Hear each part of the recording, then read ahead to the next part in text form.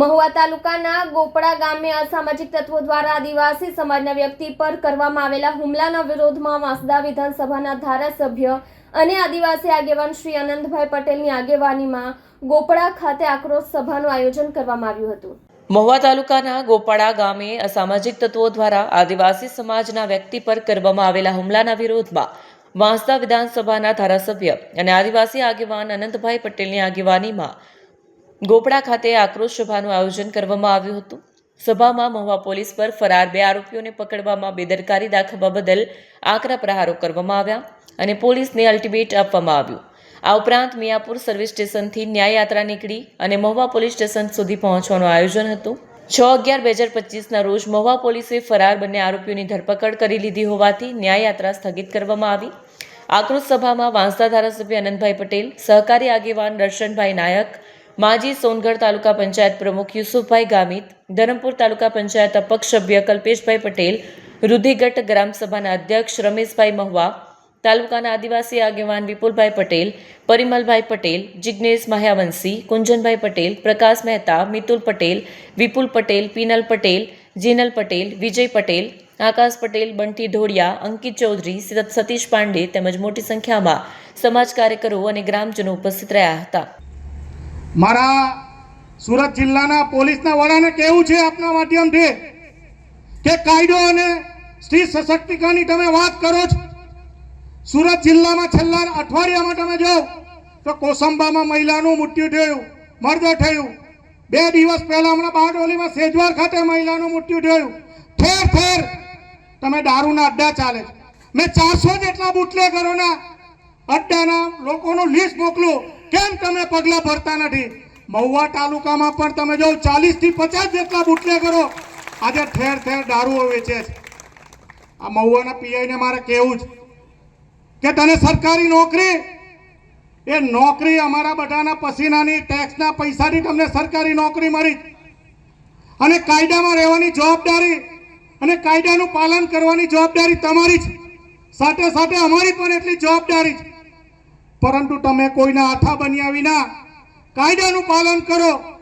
સમગ્ર મહુવા તાલુકામાં જો તો 200 થી 300 તમે ગેરકાયદેસર ભઠ્ઠાઓ ચાલે છે। તમે એનઓસી કેવી રીતે આપી? એ કયો માણસ બહારથી આવીને રહી છે એ પોલીસ સ્ટેશનના રેકોર્ડ પર તમે નોંધેલા છે? કેમ નોંધતા નથી? તમને વિનંતી કરીએ છીએ કે આ બહેનો પર આ વિસ્તારમાં અન્યાય થતો હોય તો કોઈ પણ સંજોગોમાં અમે સાખી લેવાના નથી। અમે પણ આ સુરત જિલ્લાના નાગરિક છીએ, ખેડૂતના દીકરા છીએ અને અમારી પ્રગતિમાં આદિવાસી સમાજનો પણ એટલો જ મોટો ફાળો છે। એના ભાગરૂપે આજે તમારી બધાની વચ્ચે તમારી લડતમાં તમને સહકાર માટે આપવા માટે આવ્યા છે। મામલતદારશ્રીને વિનંતી કરીએ કે સરપંચની જવાબદારી છે અને સરપંચની જવાબદારી છે। સરકાર એવું કહે છે કે ગોચરની જે કોઈ જમીનો છે એ ગોચરની જમીનોની જાળવણી કરવાનું કામ એ જે તે સરપંચનું હોય છે અને એ જાળવણી કરવા માટે એમણે પોતે ગોચર બચાવવા માટે એમણે આ પ્રકારની કાર્યવાહી કરી હતી। તે વ્યક્તિ બહારથી આવીને જો આ પ્રકારનું વર્તન કરતો હોય એ કોઈ પણ સંજોગોમાં ચલવી ન લેવામાં આવે।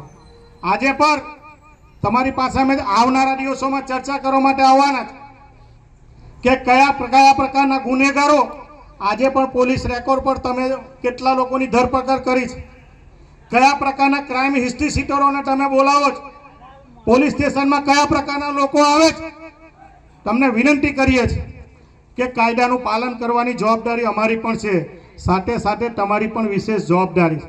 વધુ વાત ન કરતા આવનારા દિવસોમાં વિનંતી કરીએ છીએ મામલતદારશ્રીને કે તમામ જગ્યાએ જે કોઈ ગોચરની જમીનો પર આવા લોકો આવેલા છે એની યાદી બનાવીને તાત્કાલિક અસરથી એ લોકોને આ જગ્યા પરથી દૂર કરવામાં આવે। જંગલની જમીનનો જે અધિકાર, ગોચરની જમીનનો જે અધિકાર છે એ અધિકાર જે તે વિસ્તારમાં, જે ગામમાં રહેતા હોય, જે ફળિયામાં રહેતા હોય એ આદિવાસી સમાજને મળવો જોઈએ, જેનાથી પશુપાલન પર આ વિસ્તારમાં મોટું થાય। જે બની બેઠેલા ધારાસભ્યો બનેલા છે, આ વિસ્તારના સંસદ સભ્ય બનેલા છે, એ પણ આ સમાજમાંથી આવે છે।